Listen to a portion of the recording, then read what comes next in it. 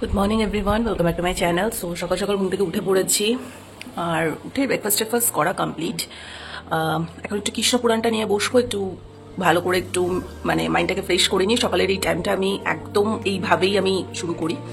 So আজকে ওয়েদারটা ভীষণ সুন্দর আছে, তো আজকে একটু বেরোনোর কথা আছে আমার রিমার ভাইয়ের। একটু কলকাতা সাইডে যাবো, একটু ঘুরবো ফিরবো, যা করবো তোমাদের সাথে ডেফিনেটলি শেয়ার করবো। তোমাদের সাথে থাকো, দেখতে থাকো। আর সবাই কেমন আছো অবশ্যই জানিও। আর বিভৎস যা গরমটা পড়েছো, বাট থ্যাংক গড আজকে একটু ওয়েদারটা ঠিক আছে। 2-3 দিন না একটু ওয়েদারটা ঠিক আছে, বৃষ্টি হলে আরো বেশি ভালো হবে। সো কোথায় যাবো, আজকে কি করবো, সব ব্লগটা তোমরা অবশ্যই স্কিপ না করে দেখতে থাকো, সবটাই জানতে পারবে। অ্যাকচুয়ালি অনেকদিন ধরেই প্ল্যানটা করেছিলাম, বাট আমি ঠিক করে রেখেছিলাম যে রিমা আসলে তারপরেই যাবো। আর বাকি বন্ধুদের আজকে টাইমও হবে না, অনেকের হবে অনেকের হবে না। আর রিমা আর বেশি দিন নেইও এখানে, তো ও থাকতে থাকতে আমার মনে হলো যে না, প্ল্যানটা ওই ফেলে রাখলে ফেলেই রাখা হবে। সো বাকি দেখো, যারা এখানে থাকে তাদের সাথে তো যে কোনো টাইমে আমি প্ল্যান করে চলে যেতেই পারি, বাট রিমার সাথে তো আর যাওয়া হবে না। তাই আমরা ঠিক করেই রেখেছিলাম যে ও আসলেই আমি এখানটাতে যাবো। সো চলো, কোথায় যাব কি করবো সবটাই তোমাদের সাথে শেয়ার করবো, তোমাদের সাথে দেখা করতে পারি। সো আজকে ভাবছি একদম সিম্পল ফিনফিনে এই হোয়াইটের ওপর একদম সফট মেটেরিয়ালে এই কুর্তিটা পরেই যাব। অলরেডি তোমরা দেখেই নিয়েছো যে আমি বাজার কলকাতা দিয়ে রিসেন্টলি কিনে নিয়ে এসেছি সামারের জন্যই। এখানে দেখো কি সুন্দর, মানে প্রিন্টটাও কত সুন্দর, একটা আইসুদিং ব্যাপার আছে, তাই না? আমার খুব ভালো লাগে গরমকালে এই সমস্ত পরতে। তো এইটাই, নিচে হয়তো একটু জিন্স আর নর্মাল, আমি যেরকম বেসিক নর্মাল সাজি, একদম হালকা ফুলকা সেজেই আজকে যাবো। তো চলো আপাতত একবারে রেডি টেডি হয়ে তোমাদের সাথে শেয়ার করছি। এখন স্নান টান করতে হবে, খেয়ে দিয়ে পুজো টুজো করে প্রচুর কাজ আছে, এখন আর বক বক করলে হবে না। একবারে রেডি টেডি হয়ে তারপর তোমাদের সাথে দেখা করছি। ওকে, সো আমরা লাঞ্চ টাঞ্চ করে একদম বিকেল বিকেল করে আমরা বেরিয়ে গেছি। আর আজকে ওয়েদারটাও কিন্তু ভীষণ ভালো ছিল। তো যাই হোক, একবারে আমরা মিলেনিয়াম পার্কে গিয়ে তারপর সবটা দেখাচ্ছি। অলরেডি মিলেনিয়াম পার্কে পৌঁছে গেছি, তো তোমরা একটু পজ করে দেখে নিও এখানে টাইমিংগুলো। সোমবার থেকে শুক্রবার 6টা থেকে, আর শনি রবিটা দুটো ধাপে হয়, একটা হয়তো 5:30 আর একটা হয়তো 6টা কত থেকে যেন রয়েছে, তোমরা একটু দেখে নিও কিন্তু অবশ্যই, ঠিক আছে? আমি কিন্তু ওটা ভালো করে মেনশন করে দিয়েছি, একটু পজ করে দেখে নিও। তো যাই হোক, আমরা তারপরে একটু ডালহাউসের দিকে এসেছি। ভাই বললো এখানকার ফেমাস মালাই টোস্ট, মালাই লস্যিটা ট্রাই করে দেখ, খুব ভালো লাগবে। আমি ফার্স্টে মালাই টোস্টটা ট্রাই করলাম। কলকাতার ভীষণ জনপ্রিয় এই খাবারগুলো। আসলে আমরা সবসময় রেস্টুরেন্টে একঘেয়ে খেয়ে থাকতে থাকতে না, কলকাতার এই ঐতিহ্যগুলোই সবসময় মিস করে যাই। সো ভীষণ ভালো লাগলো। আর তারপরে একটা চিকেন রোলও খেয়ে নিলাম।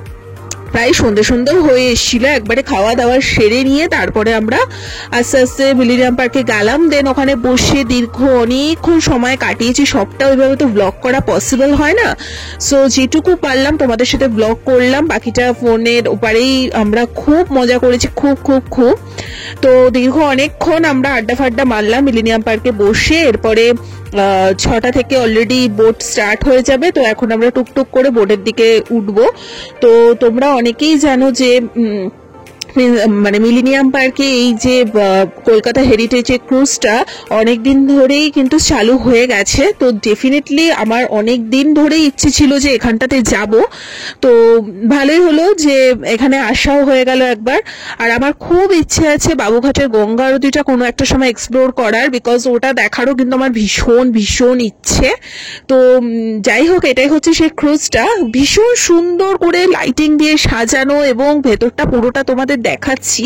আর সব থেকে প্লাস পয়েন্ট ছিল আজকের ওয়েদারটা, মানে এত সুন্দর, মানে কি বলবো, হাওয়া দিচ্ছিল, তার সাথে মাঝগঙ্গায় বৃষ্টি স্টার্ট হয়ে গেছিল, ঝোড়ো হাওয়া, মানে দুর্দান্ত এক্সপিরিয়েন্স একটা আমরা করেছি। আর খুব সুন্দর, মানে ক্রুজটার নিচের তলাটাতে বসার জায়গা টায়গা রয়েছে। আমরা তো ওখানে ঘন্টার পর ঘন্টা কাটিয়ে দিয়েছি গল্প করতে করতে। আর এত সুন্দর, মানে গঙ্গার হাওয়া না, রীতিমতো ঘুম চলে আসছিল। আর এত দীর্ঘ গল্প করেছি না, মানে টোটাল 1.5 ঘন্টার এই জার্নিটা হবে তোমাদের, ঠিক আছে? 6টা থেকে স্টার্ট হয়েছিল, 7:30টার সময় আবার কিন্তু তোমাদের মিলেনিয়াম পার্কেই ওরা নিয়ে আসবে, মানে হাওড়া ব্রিজের তলা থেকে টোটালটা ঘুরিয়ে গঙ্গাটা, তারপরে আবার সেম পথে কিন্তু ওরা মিলেনিয়াম পার্কেই কিন্তু আবার তোমাদেরকে নামিয়ে দেবে। মাঝপথে কিন্তু নামানোর কোনো সিন নেই এই ক্রুজটায়, আর টোটাল 1.5 ঘন্টার জার্নি। আর নিচতলাটাতে খুব সুন্দর, এখানে স্ন্যাক্সের প্রচুর আইটেম ছিল, বিকালের চা, কফি, বিভিন্ন টাইপের সফট ড্রিঙ্কস ছিল, চপ টপ ছিল। আর এটা এখন সিঁড়ি দিয়ে দোতলাটায় উঠছি ক্রুজে। ওপর তলাটা তো বহু চেয়ার রাখা আছে, এবং এখানে একটু বাদে লাউড মিউজিক সব স্টার্ট হবে। এখানে নাচ গান সমস্ত কিছু একটু পরেই শুরু হয়ে যাবে, সেটাও তোমাদের সাথে শেয়ার করব।